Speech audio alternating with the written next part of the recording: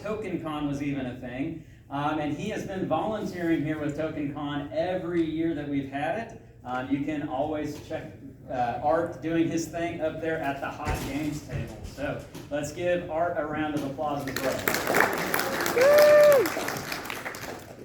All right, so we're going to go ahead and jump right into this. We're going to be talking about first, how do you get a game night started up? And then once you have a game night started up, how do you make sure that it runs smoothly? And then beyond just the first game night, how do you keep the game night going? Because that's always a big struggle, right?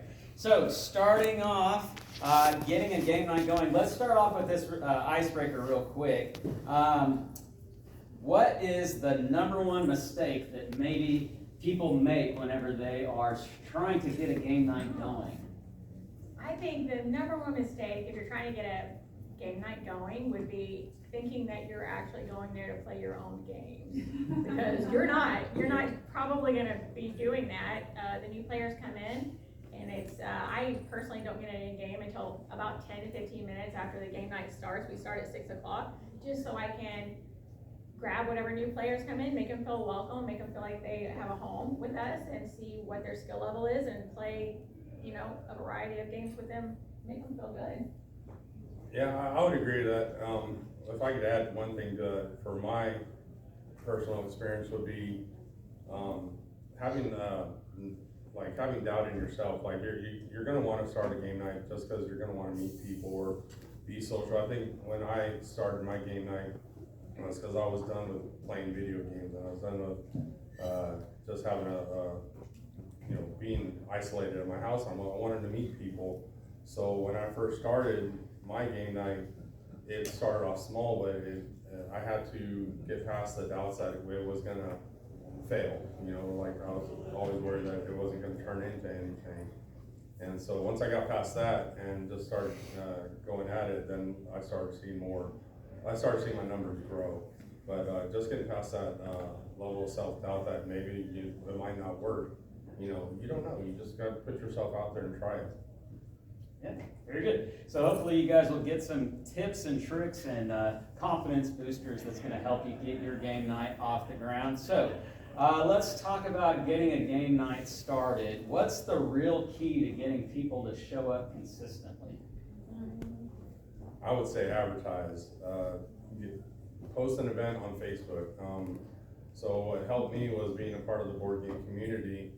I just, before I became an official meetup, I just started posting my events every week. I'd get on there, post an event, and hope somebody sees it. Maybe someone might not see it, but just you gotta advertise. You gotta put it out there because otherwise no one's gonna know. No one's gonna know what's going on.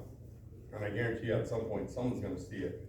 Because the way I got into board gaming was I was trolling Facebook one day and I came across somebody else's private event. It just popped up on my feed, and if he wouldn't post that, I probably would have never been into board gaming. And next thing you know, I'm up in Edmond playing board games. So advertise like crazy. Just start, at every form of avenue that you use in social media, just start posting it out there.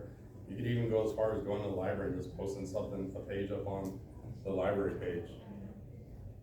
Yeah, I think he nailed a lot of things. I think when I first went, the first 2 nights was me, my husband, and one other person, and then it got like 2 other people, 3 other people. It's just doing it every night, showing up every time you say that you're going to show up, and the location is the hardest, honestly. We're very lucky to have a local game store, and then we were also very lucky to find the same 6 people that came that first week come back. Now, some of them are in the audience. They come in and they all play a diverse, different style of games. So when we get new people, they already know they're in charge of like the people that like social games. And we have a heavy board game group, people that are in heavy board games, or people. It's just friendliness, just consistent, and posting. And I post online, of course. I post how much fun we're having because honestly, they're my friends, and that's what we're doing, and that's what I post. When I first started the game night, it was just 2 people. It was me and my best friend and my son. My oldest son. This is my youngest son. We started and we just had a couple of games and we brought, and I got discouraged for the first two or three months because I was still posting it, but You know, it's not just posting it, it's also staying consistent with the posting, you know, just trust that, you know, that seed's gonna grow if you just keep posting. I think you kind of have to be a hype man too, a little bit, right? Like being a cheerleader for the fun of the experience and hyping it up a little bit. So, you mentioned, Shannon, about the games. So how do you guys go about choosing the right game for the right group? Because that's super important. It is with our team, I say team, because it is literally all of us running it together. We have several different sub-team people now. And if somebody likes social deduction games, we've got a group for them to social deduction. If somebody likes party games, we got 4 or 5 people that'll take a party game. We let them pick the games. And then a lot of people bring games and they're already anxious, they already don't want to meet all these people, and the best way to include them is whatever they bring. If they're new and they have a passion to play it, they're obviously there for a reason, that's what we play. And we're lucky that a lot of our members know a lot of games, and we're very patient, and we're all there for the people more than the games. We're there for the friendships that we forge through gaming. So we play a lot of games just new people bring, because we figure that's why they're coming to the game night, right? That's why I say don't ever plan to bring and play your own games, because people are coming because they want to play games and don't have anybody to play with, you know? That's what I would say. But we do have, I have a variety of games. Everybody that comes to my game nights, you know, we look like we're moving into the game store. So we've got pretty much one of everything to accommodate anybody that comes in. So show of hands, how many people have showed up to a game night and people were just standing around waiting to pick which game you were gonna play? Yes? That does happen. So, Yeah. so what I've found is I've told people that if you have it's on my announcement for my event. If you have a game that you're itching to play, bring it and set it up. Don't wait for people to see hey, what do you want to play? Because you know what game you want to play, and they know what game they want to play. But everyone is afraid to pull the trigger on what game we're going to pick. You're hoping it's like you're looking to vote which game you're going to play first. Just get there, put your game out and start selling, and then people are going to do what you guys probably did when you were walking around here. You go, ooh, what's that? How do you play that? You know, and then that's going to spark your interest. So if you see no one setting up the game, that's a perfect time for you to set up your game, get your game played. As a host, you should have a variety of games. So in my bag, I always keep everything from party games, easy games, medium games, and at least 1 or 2 heavy games, because I'll hit that mindset like, okay, well, if someone new is coming in from the group, I don't know where they're at on their gaming level, so I want to make sure I have a little bit of everything so they could jump right in and start playing. What would you guys say are like maybe some good first steps that you should probably take in getting a gaming group going? I know you guys mentioned advertising and thinking about the games. Any other things that you might think of that would be important steps to take? I would say find a public venue. You can start with the library. For me, I got in really good with the managers up at Amazio's, and because we frequent that place a lot, and they had a party room that was never being used, and so I was like, you know, I could run game nights here, and so I talked with the manager, and he said, as long as you're buying food, and I know as our community, we don't enforce, you know, trying to patron the store because we got to keep everything free, but you're going to patron the store that you're at. So I knew that if I just got people in the door, the store would also make money. But you know, you could always shop around. I've even gone up to like IHOP and asked them if I could use their party rooms, and they're all for it because they know if they could get you in the door, then you're probably going to buy some of their stuff. But we're using it for our own use to play board games, and they don't care how long you're going to be there. They just want bodies in the door. But yeah, just find a public venue. You were at Primal Nerds when Primal Nerds first started? Oh, yeah, so when Primal Nerds that was first tiny. Now they're in a bigger place. Yeah, Yeah. just always try to find a public, because that's how you're going to get the most word out, is if you make it public. We started off at Denny's. So just like 6 people, and then it got to be 10 people, you know, and then we quickly outgrew that and moved to the local gaming store, Wizards. Hopefully you guys know Wizards, yay Wizards, because they put up with us every Tuesday. We take over the store now. So Siege is waiting for you guys. You're all local, come by and check us out. Wizards on at 6 o'clock on Tuesdays. So it's just consistently being there, even in, I mean, we're there in the tornadoes, we're there in the ice. Oh my goodness.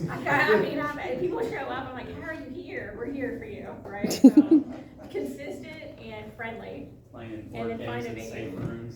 Yeah. The tornado, you know, I'll be driving the tornadoes, sirens will go off, be like, we're playing a board game. We're doing this, we're I doing think you were this. playing Forbidden Desert and that sand tornado was there. Yeah. Little too thematic. Okay, so let's say you've got a game night going, people are showing up. You're in the middle of doing the game night, but things aren't going as planned. So let's talk a little bit about how to keep the night going on the right course. What do you do if a game starts to flop mid-session? Because we've all been there before. You start to get that feeling like this person over here doesn't look like they're having too much fun, and man, this game just isn't performing, it isn't hitting. What do you do in that situation? That is a harder situation because it's going to come up. I think it's going to come up more in these smaller venues where everybody is getting together and playing like at a house or something. Right. Something flops because luckily, like I said, it's kind of like cheers at my game night. We're all friends. So if somebody who doesn't want to play, they're like, this isn't for me, and they leave, and we're like, all right, bye, you know, or they're feeling bad or whatever. I haven't had that happen too often actually, but we probably just power through because we're all friends, and if somebody is enjoying playing it, nobody's gonna want to get up, or they're just like, well, I hate this, but I'm gonna keep doing it because the other, you know, I played their game last week. Do you run into that? The only time I've ever had a game flop was at my house, and we were trying to learn Brass Birmingham from the book. There was no video. It was like 10 or 11 o'clock at night, and we tried muscling through the book, and around 1 o'clock, that's when we called it quits. We're like, we don't even know what's going on. So what we did is we went, we said, let's do some homework, watch some videos, read the rule book, we'll come back in another week, and then we played it and had a blast. So I think one of the ways to keep from that flop happening, or for someone from being uncomfortable from playing a game or not really having it, is learn the rules of the game that you plan on teaching. The games you're gonna bring, learn them. Watch some videos, there's plenty of YouTube videos out there of tutorials. Read through the rule book once, maybe even just set up the board one time on your kitchen table to kind of so you see where the components are and learn it. And like, that's one of the things, like, that's my job at the hot games table, is to know the hot games. And Lance can vouch for that. You gotta be ready to comb over rules, and so that way when people show up, you're ready. You're ready to teach this game with gusto and zeal, and you know, you're gonna hype it up, and that'll rub off on them, and they'll want to play it. But if you go into a game night and you're learning the game from the rule book, and everybody starts reading like this, and you're like, please, for the love, you know, please get through this. And that's the only time I would see a game flopping. But if you go in ready to teach that game and ready to play that game, it'll succeed. Yeah, nothing is worse than watching somebody punching out tokens for the Well, first yeah, time. we Haven't even unboxed the game. For the record, we have a bunch of teachers, like we know the games that are in our bag, we know how to teach them, and we know we're gonna be laughing and having a good time too. We've never been in that situation. Yeah, We know our be games. prepared. Be prepared. Yeah, Boy Scout mode, be prepared. So let's talk about the different people that might be there at a game night, because sometimes you might have different personalities, sometimes some difficult personalities, like the rules lawyer or the quarterback when you're playing a co-op game who's just constantly telling everybody, do this, you do that, you do this. How do you handle difficult personalities in a game night? I'll let you start that one. You know, we've been pretty lucky. Everybody kind of keeps everybody else in check a little bit. We're all very flying casual. Nobody at our game night's super serious, but we have had it happen where I've had to literally pull somebody aside and say, you know, please don't grab cards from people. Don't bend up somebody else's cards. You know, you're belching all night, it's not appealing to me. Was that you? They're not. You know,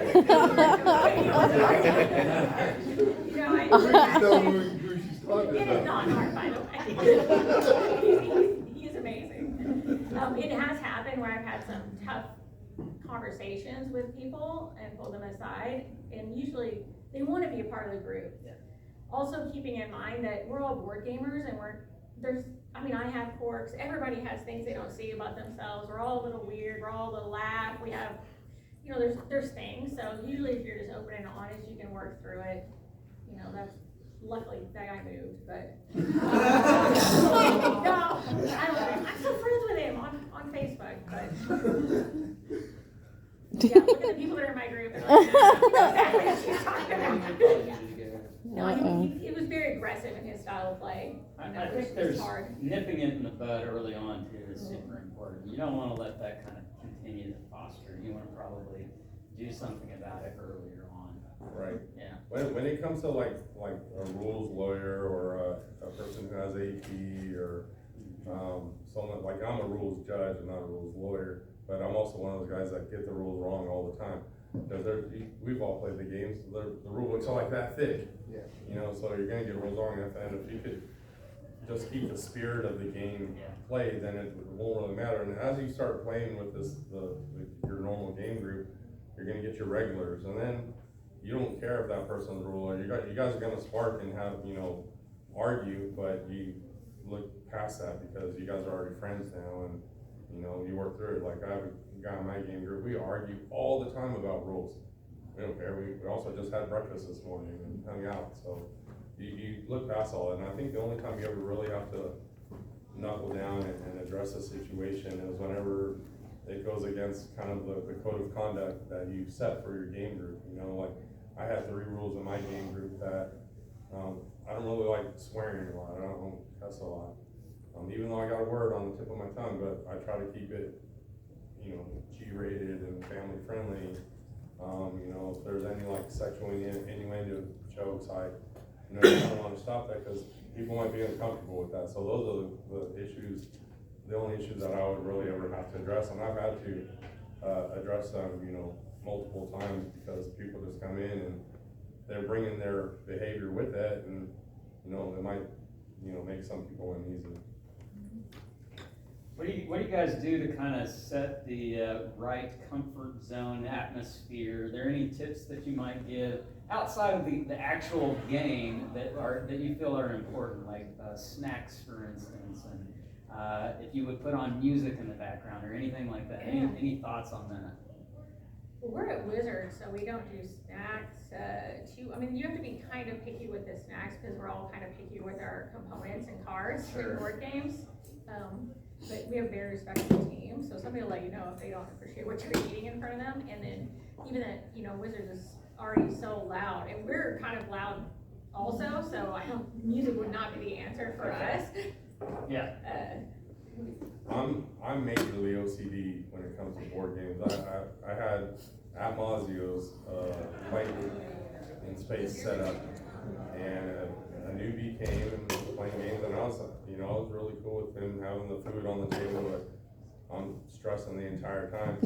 And sure enough, Murphy's Law happened. He hits the table and knocks his little cup of ranch all over my board game, and I'm like, no, like that's in my heart. But I'm like, what do? I cleaned it up best I could. The next day, I had to sell the game. I couldn't. I was not handle having it. So now, just as I know these games are expensive. The games we play are ranging from like $60 and up. And so I just ask them respectfully, if you have drinks, keep it bottled. If it's in a cup, set it off to the side. If it's a personal game night, I usually keep my snacks dry, like pretzels, M&Ms, chips, and napkins, plenty of napkins. Have that already, and just expect that people, from the people that are playing with you, just tell them to have the same respect for your games as you would have for their games. Treat it like a fragile baby. You don't want to mess up their game. And if you're maybe playing at home, keep the snacks and drinks in the kitchen, Yes, away off to the from the side. gaming area. Yeah. What about when things maybe start to get off track, distractions, people playing on their phone? How do you guys kind of keep everybody back invested in the game? Well, again, we're very friendly and open and honest, so, you might say, hey, can you get off your phones? I'm trying to teach you this. You know, hey, is there a different game you wanna play tonight? Like, not get on our group, we've had to do it. For the most part, we're all there to play games. You know, we talk a little bit, and then we have a couple of people be like, we're ready to play games now, Shannon? I'm like, oh, yes, or can we get back to this? It's just being, because I do chat.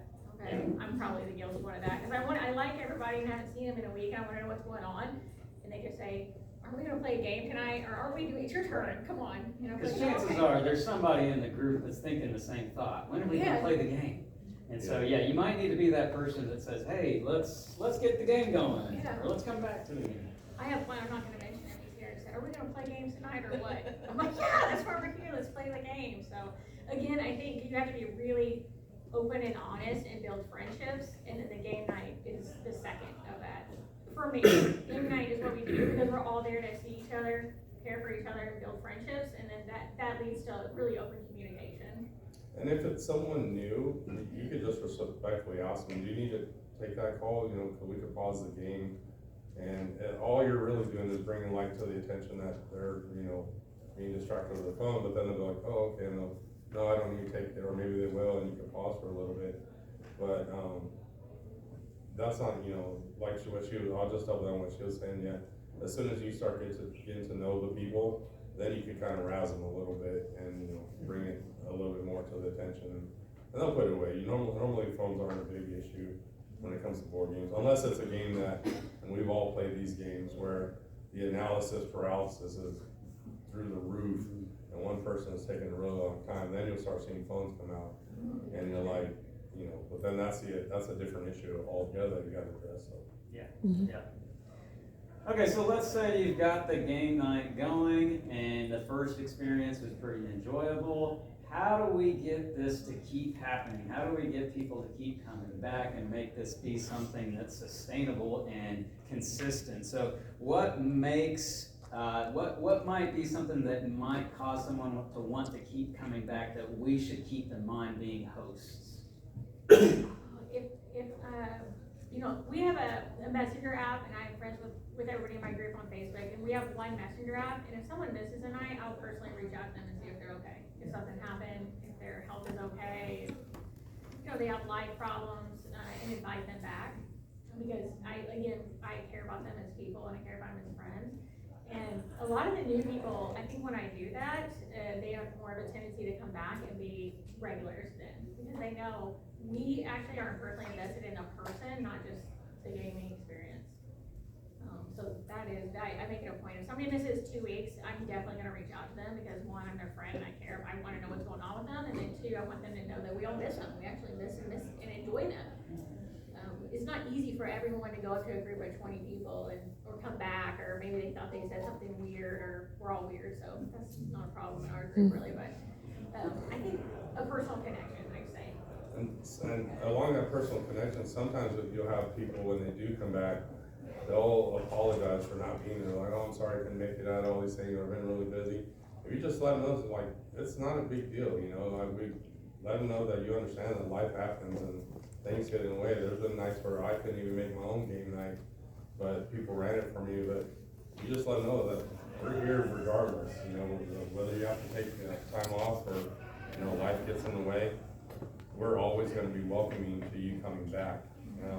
When it comes to like a new player coming to a game night, my first advice I would give to everyone is make them feel welcome and make sure that they're engaged in the game. So once again, I'll ask the question, how many of you guys have ever shown up to a game night and it seemed like everybody was just, the venue, everyone was kind of in a closed group, you walked around but no one ever really addressed you, and then you just left. Okay, so one thing I hated about that was I didn't feel welcome. So with my game night, as soon as somebody new comes in, I would stop what I was doing, ask them what their name is, introduce myself, tell them about the game night, and then I would very first question I asked them this to everybody I ever meet new is, what's your favorite game? But now I can gauge what they're into, and I'll stop playing my game and or I'll make sure that they get into a game, so they're not sitting around waiting for a game to open up. And if that means that I have to give up my spot at a table so that they could sit, and it means that I'm not gonna play a game all night, I don't care. I want to make sure everybody's playing games and everybody's engaged and having fun. And if it means that I don't get to play a game, it happened yesterday where I didn't get to play any games because all my friends were playing games. I don't care. I'm part of the experience, and that's all that matters to me. I think I would add to that, don't be a gatekeeper when it comes to what somebody's favorite game is, because you're going to run into somebody whose favorite game is Monopoly. And you don't want to be that person that's like, oh goodness gracious, because that's going to be a quick turn on for them. So be welcoming of wherever they're at in their gaming experience. So, okay, so what is something that you guys would say that helps keep that turns one successful event into multiple events? I think, Shannon, you mentioned having a consistent night. What other things probably help keep the consistency there and keep people coming back week after week?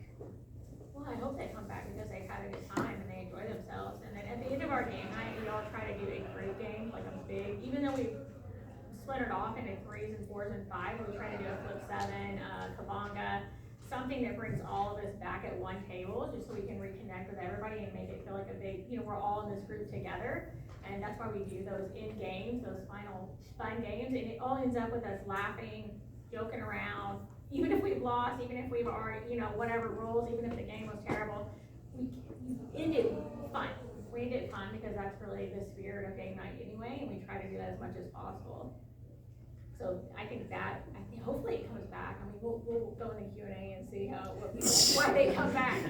But we've grown from me and 2 people to about 35 people at any given time. So hopefully it's because of the people, though. Honestly, and board game people it's kind of easier because board game people are legitimately the best kind of people, in my opinion. The nicest, the most wholesome, most welcoming, because we've all been in a situation. I went to a board game night and asked a couple of ladies if I could play with them and sit down, and they said no, they'll play with you over there. And luckily Mike took me in and he gave up his seat, and so from then on, he's not here, I don't know why he went, I guess he's not there.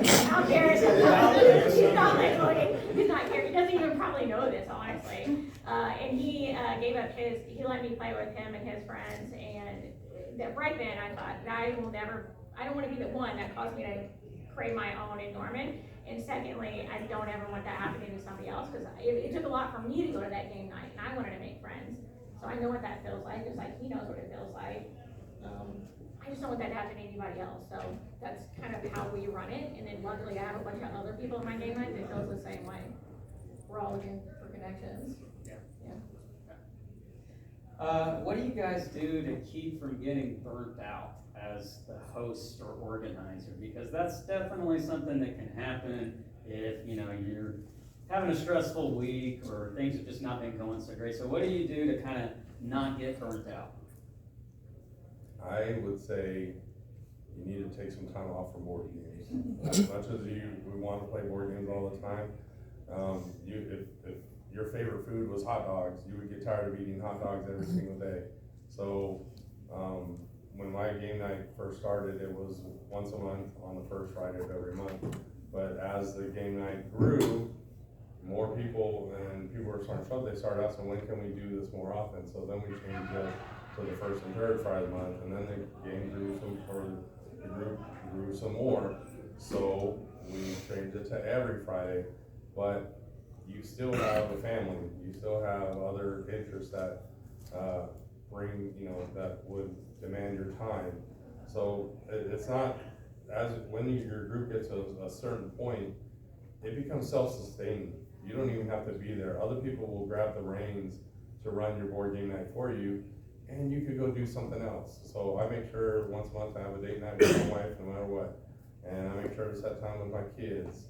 And if I can't make it, or if my car breaks down, or if something happens, I know that somebody will take over for me. And then maybe there's just a night where you've worked all day and you're tired and you just wanna go home, your game night will be fine when it has the people to support it, and they'll run it for you.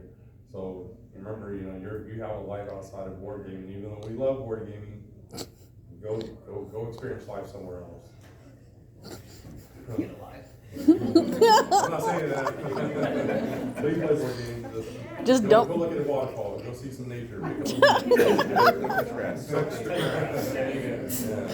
Don't play a game called touching grass, though. Actually touch grass. Shannon, what do you do to not get burned out? I haven't been burned out yet. I've only been doing it a little over a year and a couple months, and I do it every Tuesday, and honestly, I work retail management, guys. It's not great. Don't recommend. It's very busy. So I look literally forward to hanging out with the people that I hang with out with on Tuesday the entire weekend. That gets me through the week, so I'm not burned out yet. I mean, that's actually the event that I look forward to. The event is the self. The event is the game night, so I haven't experienced that yet. Yeah. All right, so let's shift a little bit and let's start talking about some challenges that might come up in hosting game nights and just going in for the long haul of it. So one of the challenges, we kind of touched on this a little bit already, is making people feel welcome. But what are some of the things that we might want to be aware of? Because I would assume a lot of us in here have been in the hobby for a long time, but what can be intimidating for new people getting into the hobby that we probably want to be mindful of when we're inviting them into the gaming space? Oh, there's so many things. We've had so many people come in and leave, and the most thing that I really opened my eyes is somebody came to me after the game night and said, I have a lot of anxiety and I don't like to get out and I don't like to meet new people. This was really fun. I actually might come back because of how welcoming we are. We've had people say, I don't have any friends at all, and now I have some friends. So that's what keeps us going, and it's a spirit of being completely open to what other people have outside lives and anxieties and how they're feeling and how they're dealing with things. And just being kind of not only open to that, but understanding if they say something, I don't know, I can see. We're just truly a welcoming group. With the spirit of it, I think we actually want to have people come and have a good time. And to add on that, it's gonna happen as your group grows. You're gonna come across difficult people that they're just, or someone that just doesn't, rubs the group the wrong way. And I cannot say that that's not gonna happen to your group, because you are gonna have those people show up in your group.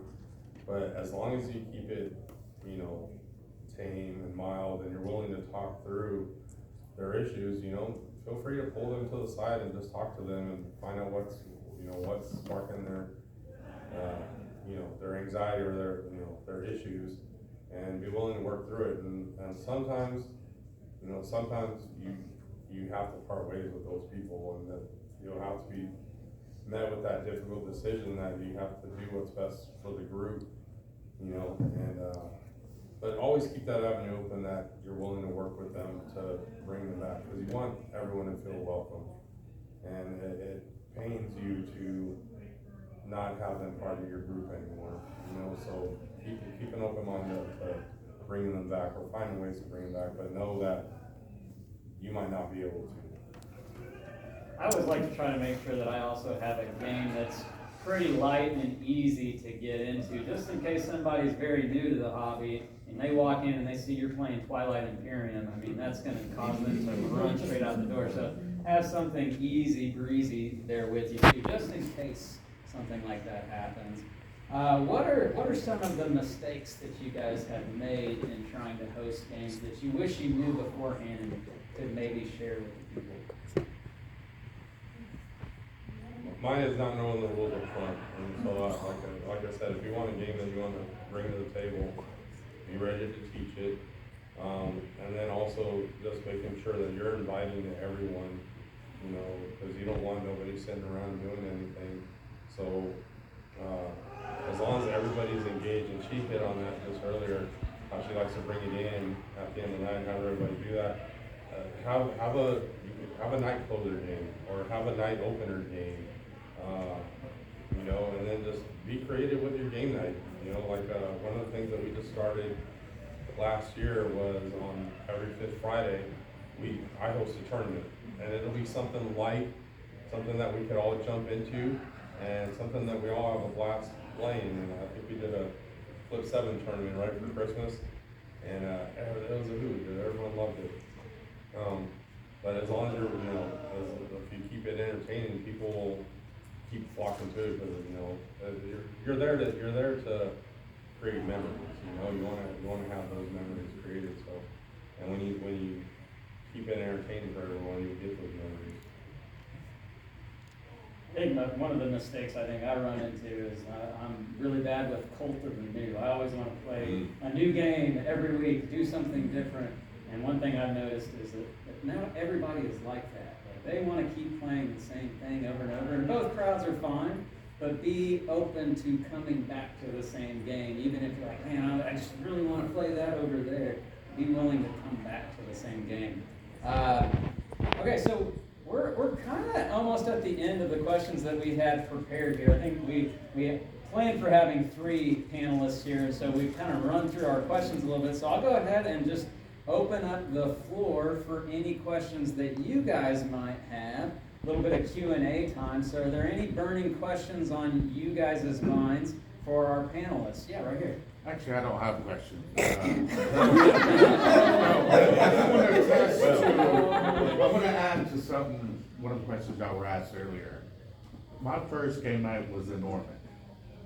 I was new, I was just looking to socialize. To me, board games was what I saw at Walmart. Oh, yeah. Sorry, your Monopoly. Yeah. I didn't realize it was so Designer involved. board But I remember the first game I played in Norman.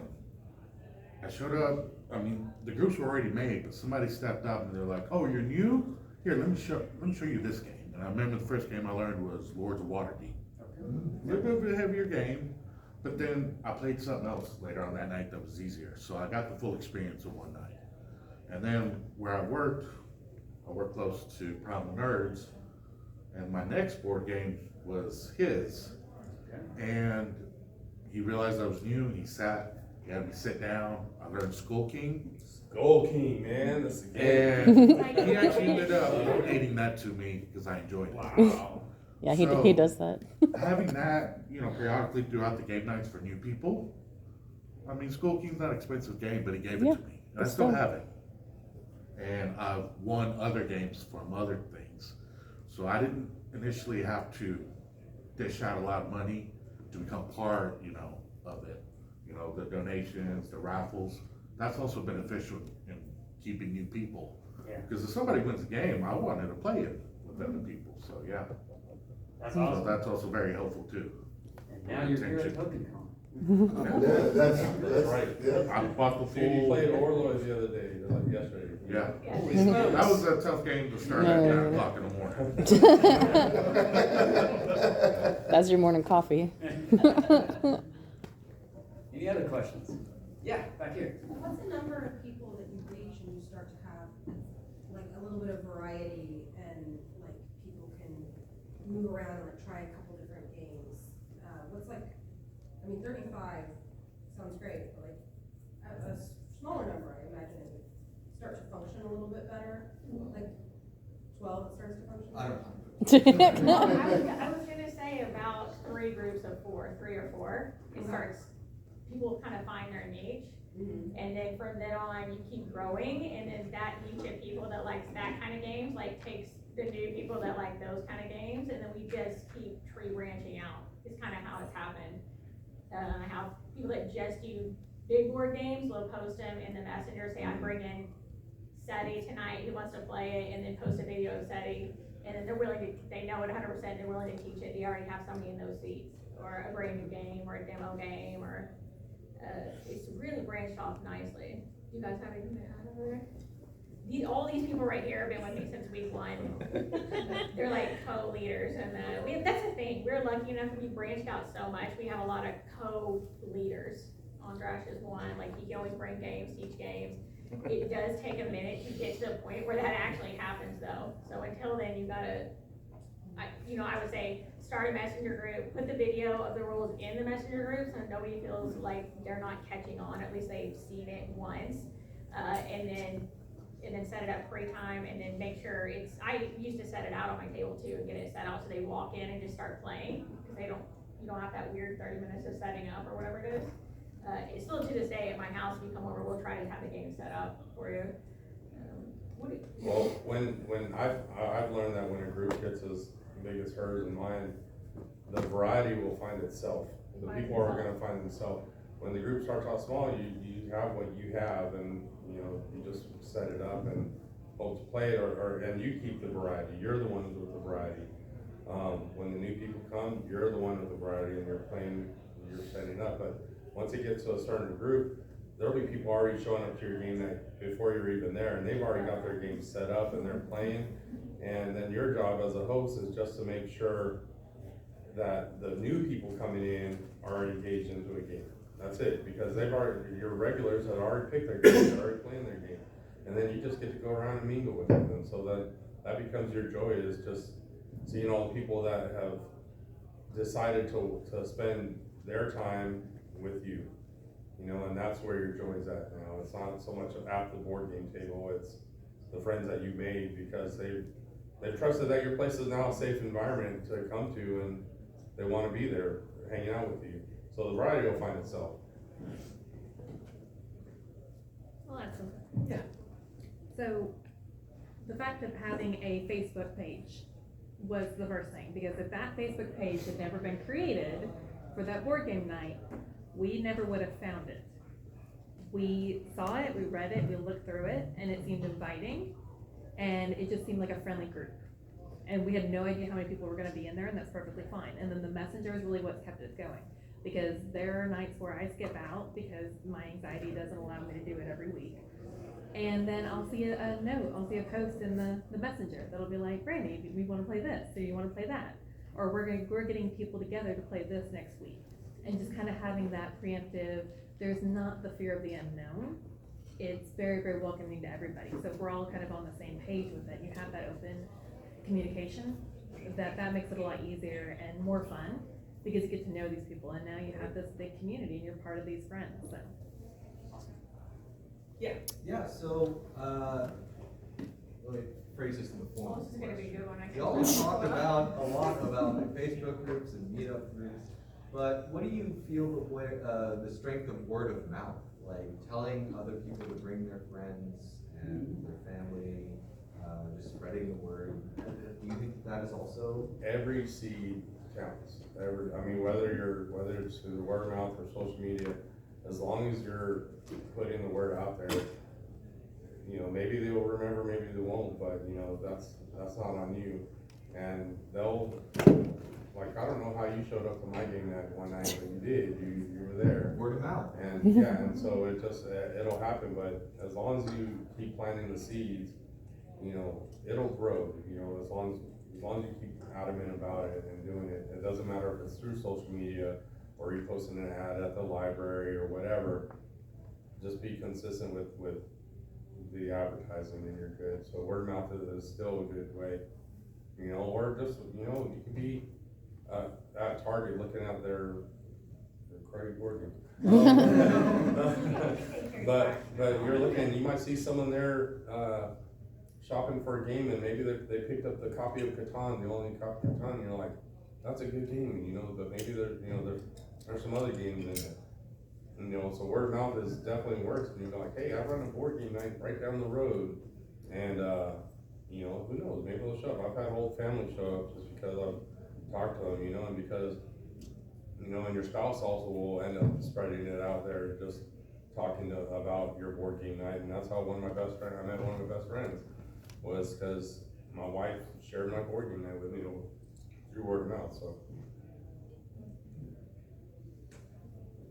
Any other questions? Yeah, back here. What are your earliest memories of gaming like in my life. in your life? Oh, wow. Man, I like that when I was question. me and my mom, I used to go to my grandma's house, and she had a literal board game closet, and we played King Oil every time I went over there. And really that consisted of me just messing with the derricks a lot and kind of messing with the money. And then, there was like 2 other games that we played constantly, and Mousetrap, where I would just spend like, they just Oh, probably wanted to get rid Mousetrap, of me, to be that's a honest with good you. I was one. kind of a busy kid, but they just gave me this stuff, and I like set up the Mousetrap, and then just did it. I still know how to play it, and I just took it back down, play with the marbles and stuff, so that's probably my earliest. Yeah. What's your earliest? Playing Pit when I was 5. Oh, yeah, Oh, Pit. I was just saying, I played so much Pit too, same grandparents, it's our game night that we had at my grandparents, so I've been board gaming for my entire life. Conventional board gaming, what you guys are used to, probably just 3 years, you know? So, I'm fairly new too, and love it, and enjoy it, but everybody's gotta start somewhere. That's why I'm very aware, because somebody judged me when I said, oh, I didn't have a BGG. They judged me and said, well, you're not a real board gamer. I married him later, but. He said, you're not a real board gamer. And yeah, I say, well, anybody could be though. It's like anybody. They come because they want their friendship and they want to test the waters into board gaming, and they just don't know all of this token, they don't know all this exists. So it's up to us just to see where they're at, bring out Pit, which is honestly still one of the best games ever made. And then have a good time, and then come back, and then before they know it, Orleans or, SETI or whatever, right? They just keep going up in different games that they play, and then they have memories, so. What was your first?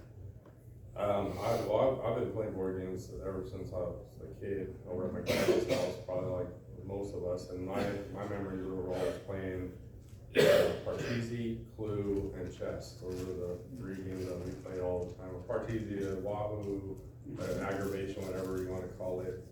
And so I played those all the time, and I hated chess. I absolutely hated chess because my grandparents and my aunt and my cousin would always, they're the ones who taught it to me, but they always added new rules, which weren't new rules, they were just rules that they left out. And so the first time I learned about castling, I'm like, that was it for me. I was done. And later on, like, I got big into Magic the Gathering, and then when I started phasing out of that, and I got to play like the games that we play now, I realized that gaming isn't what it used to be anymore. And That was Kickstarter. I got you into Kickstarter. yeah, it was the games. There were 2 games that Friends got me who were into the board games. hobby. Thank you.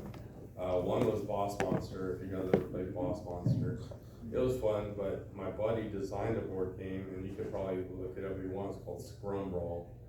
And me and my best friend sat down to play it, and we loved it. We loved it so much that we decided to go out to dinner, and while we were at dinner, him and I were talking about it, and we had to go back to my house and we played it again. And from there, it was like somehow the computer was listening. And now I started getting videos from Will Wheaton's tabletop and learning about Stone Age and all these other games, and I'm like, I want to be a part of that. And some people might show up to your game night and like you might see a game like Sweetlands that has 1,000 components, or Terra Mystica or Gaia Project, and your brain is like exploding. But none of us started at that point. We all started with a game like Flip 7 or in your case Skull King, just something small, and little by little you start getting enticed to it, I have a question for you guys. So after you guys have been in the hobby long enough, for me, the zeal of playing a new board game has kind of wore off. Like when I play a game, I'm like, oh, that was fun, I really like this, but I don't have that same experience when I first played my first designer board game. So what keeps that zeal for you guys? People. So like, I came in late, I apologize. The reason why I came in late is because I had about an hour, and I just went to the main area, and I found a table that had 2 guys looking for a player. I was like, hey, I've only got an hour, but can I join? Didn't know them from Adam. I didn't know the game, but they seemed very excited. It was their game. They were twins, and I just sat down and played a game with them. It was something new. It was a lot of fun. And the game was good. It was a good game. I love board games. But it was the fact that I just met Brett and Storm, who are 2 cool dudes from Tulsa, and we got to bond for about an hour, and then I went on to the next thing. And so it was really kind of making a connection with somebody. I think that's what board games and new board games is. They got to teach me, because there was clearly a passionate one, and I'm looking forward, like tomorrow, I'm gonna teach one of my favorite games. And I'm looking forward, I've got 7 randos who are just gonna come and learn to play a game. You mean new best friends. Yeah, so the way that I've solved it, and it is probably something just for me, is just find one. New games, they're great, they're fantastic, you learn the new games, but it almost seems like you're just eating. The way that I got over it is I found one game that I really love, and it's Twilight Imperium. It takes about the entire afternoon to play, but that game takes a month to plan and get all of your friends together and get the game ready, and there's so much depth in it that you can play a game and it's never the same game. So I would say, you know, if you're getting burnt out of playing new game, find one game that you really love, just love to pieces with a lot of depth to it, and then just dig into it. Like you were saying before, there are some people that like playing the same game every time, and some people that like playing new games. I would just suggest find something, you don't like chess, but. Well, let me share on that. So I hated chess, but when I got into modern board game, I found so many other games that play like chess. So we all know Shobu, Onitama. Those are just variants on chess, and I love those games because, like, the people who play chess, they learn chess and they know all the patterns and strategies. But in Shobu and Onitama, you got a little bit of variability that happens where you're like, okay, well now I need to adjust my strategy a little bit. And so I still have, you know, like there's an old game called the Duke, which plays, you know, just like chess, but you don't know what pieces you're gonna pull out of the bag, and you don't know what soldiers or footmen you're gonna have to fight your battle. And so I still love games like that. I just, now, once I've learned those games, I don't see a need to go back to chess. Now, if someone wants to play chess, I'll play it with them, you know, because I want to keep the hobby going. But, you know, after I play with them, I'll be like, let's try this. Let's just, let me broaden your world a little bit so you see what's going on. I'm not trying to get them off of that game. It's just, this is where I've migrated to. So that's where I'm at. I want to share a real quick story with you on what keeps me doing game night. So one night, and it's kind of on this topic where you're trying to start a board game night, this one girl in our game group wanted to start her own board game night at her own venue. And so she invited me, and when I got there, I saw a small group of people all sitting around the table about this big playing Yahtzee. And they looked about one breath away from dying. They were bored. And I was sitting there and I wanted to play, you know, but I'm not the host. And I'm sitting there waiting, and the game, you know, Yahtzee will go on forever until somebody triggers the end. So I finally just said, I'm bored. I said, I'd like to play. I said, can we put this game away? And I could introduce you to a new game. And they said, well, what game do you want to play? And I said, you guys are already playing Yahtzee, so how about we play a game like Yahtzee? And they said, what do you have in mind? I said, have you ever played Yahtzee with Godzilla?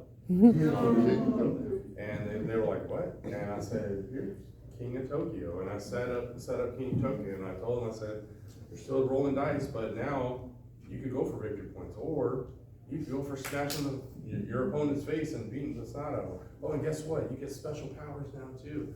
And so I was teaching this to a group of moms and children. And the children are maybe around 10 or 12, you know, about 12. And we were playing, and I was playing. I don't play lightly, so I was still playing the lead. But everyone knew the rules. They were all getting it really well.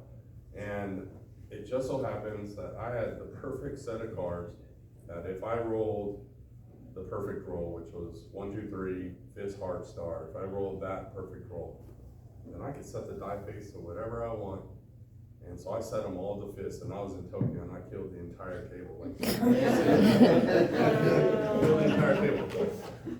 I look over at this 12-year-old kid and this 12-year-old kid is like he looks like he's about to bawl. And I look at his mom, and mom ain't looking at him anymore. She's looking at me like, what did you just do to my kid? And out of this kid's mouth came the words, "That was awesome, Mom. Can we get this for Christmas?" And the mom goes, "What? Yeah, you like this?" And he goes, "I loved it." And I got to see the sparkle in his eye of him seeing what an awesome game was. And the mom looked at me and she was like, "Where can I find this game?" I'm like, "You can go to Target right now. You can get this game right now. It's on their shelf." And so then the kid looked at me and he was like, "Can we play again?" And I'm like, "Absolutely, we could play again." And then I got the snot beat out of me in that game. The spark for me, the thing that keeps me going, is seeing the spark in somebody else's eyes that board gaming isn't what it used to be anymore. It's not Monopoly, it's not Parcheesi, sorry, Battleship. Sure, you could play those games, but you always wanna entice them to the new stuff that we're all playing now. I'll still play Aggravation. One night, my wife's best friend showed up, and she brought out Aggravation, and I tried to entice her to it, but she said, "No, I wanna play my game." Play it, go ahead and play it. Because if you play it, they're probably more likely to also play your game after that, and have a blast in that, and that's when you're gonna see that spark. All right, well, we are just about out of time, so just kind of a quick recap of some of the things that stood out to me that hopefully also stood out to you guys. Advertise, whether that's putting it out on Facebook or social media, word of mouth, flyers at the post office or library. Be welcoming and inviting. Know the rules before you show up. Have that game set up, ready to go, and make sure everybody else also has heard of that game, and maybe send out a video, a how to play video ahead of time.